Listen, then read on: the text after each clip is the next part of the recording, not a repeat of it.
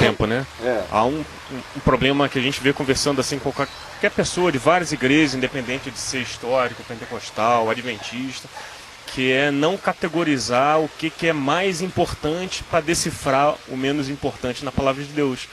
Então você pega escritos do Velho Testamento, bota uma autoridade profunda naquilo ali, que de repente está contradizendo alguma coisa que Paulo disse, e você não sabe colocar Paulo como superior, como fundamento apostólico. O que Jesus ensinou, porque a questão não é nem Paulo como superior, é que Paulo só está ecoando com categorias e linguagens diferentes das linguagens de Jesus, porque a linguagem de Jesus nos evangelhos é a linguagem de um sábio, é a linguagem de um mestre, que fala poucas palavras, as fala com simplicidade ilustrativa, parabólica ou metafórica.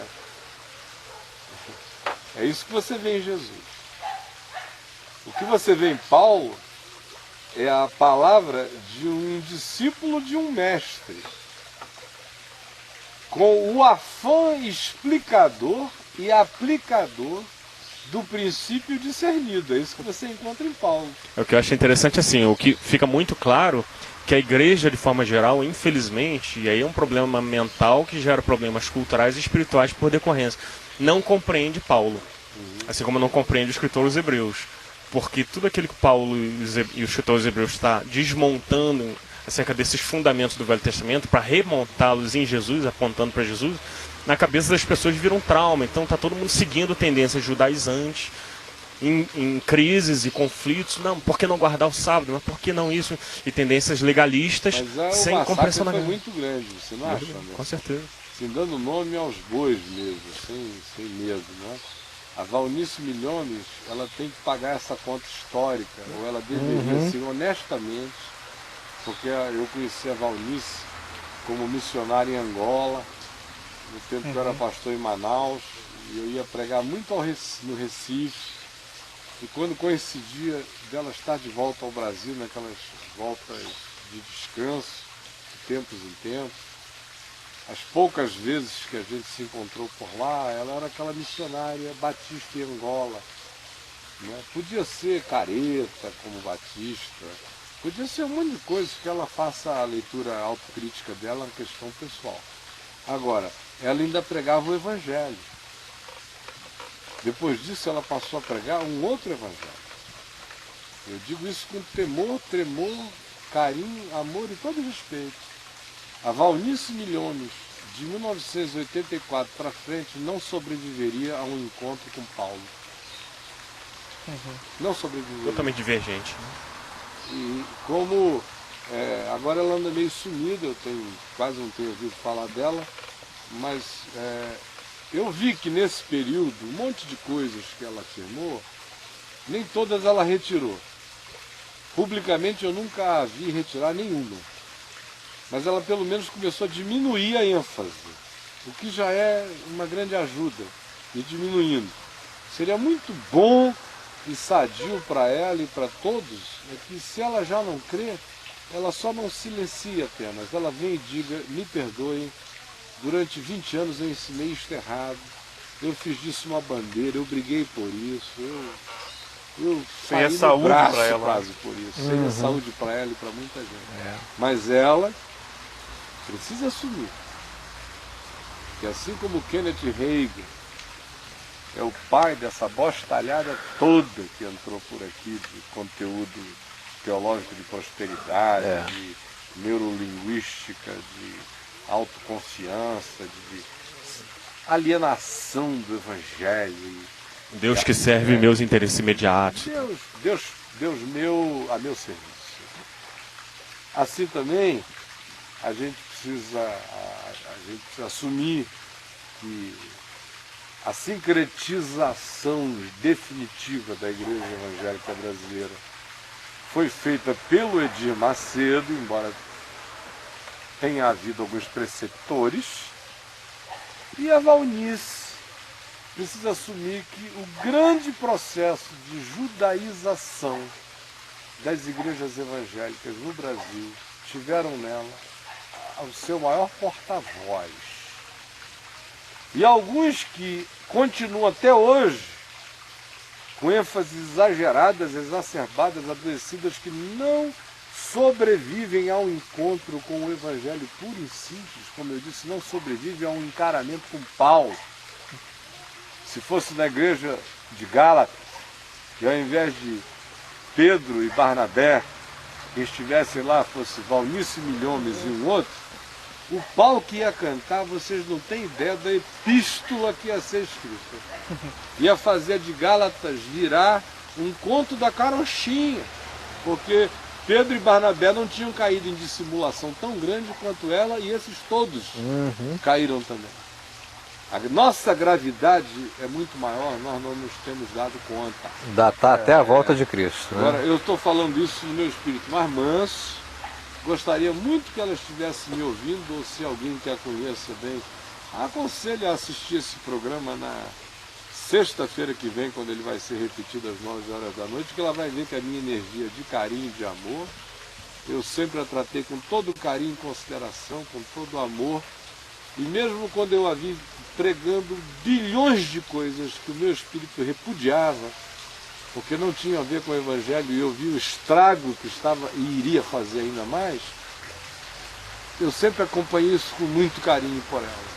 E eu tenho uma grande gratidão para com ela, apesar de todas essas divergências, eu sei que ela me ama muito, que ela me respeita muito, e que ela tem gente ali próxima dela que tem um carinho imenso por mim.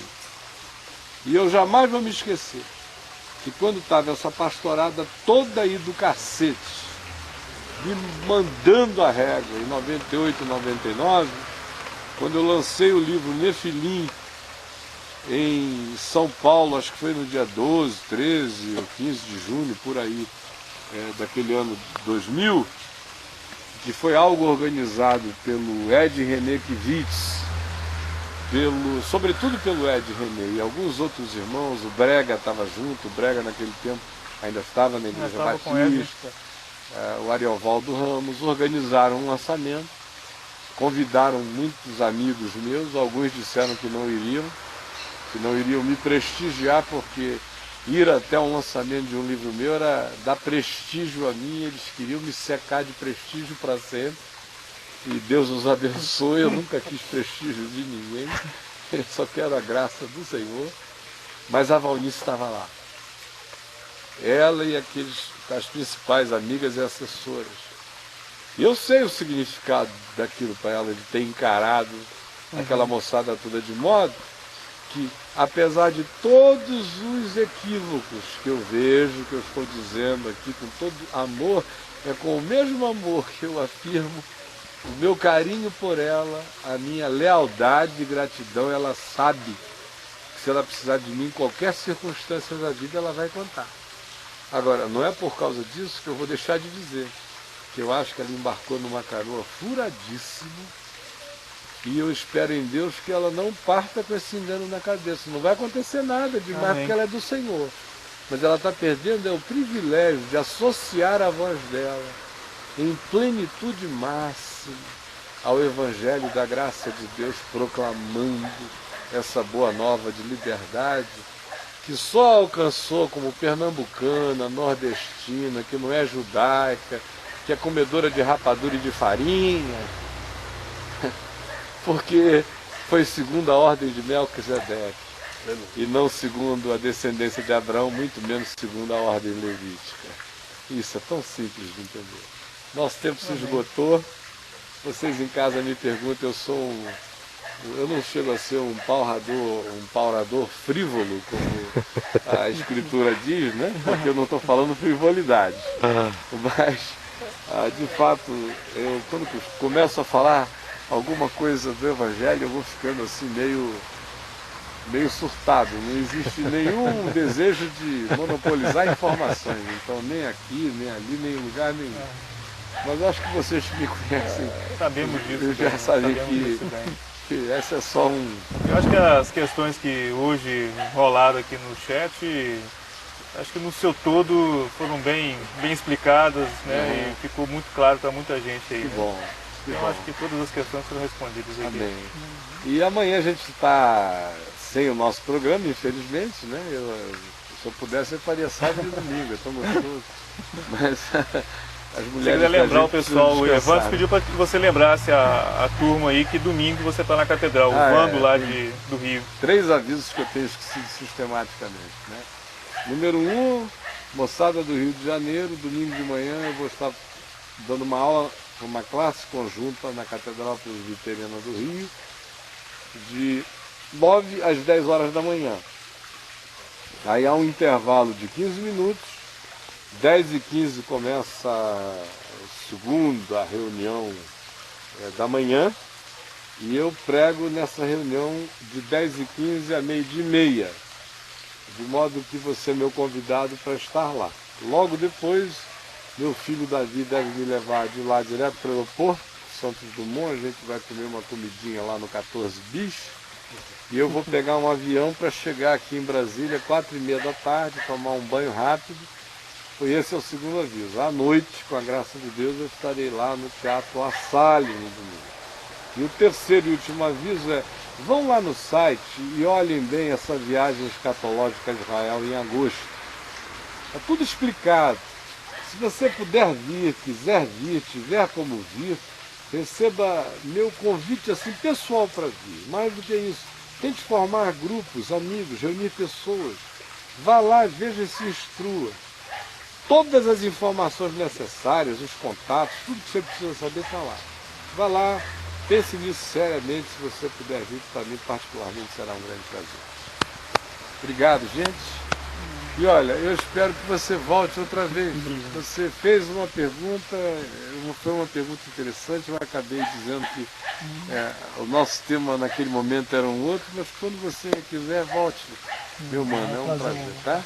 Então, paz com todos e Deus nos abençoe. Amém, gente. Obrigado. Tchau, tchau. Bye, bye.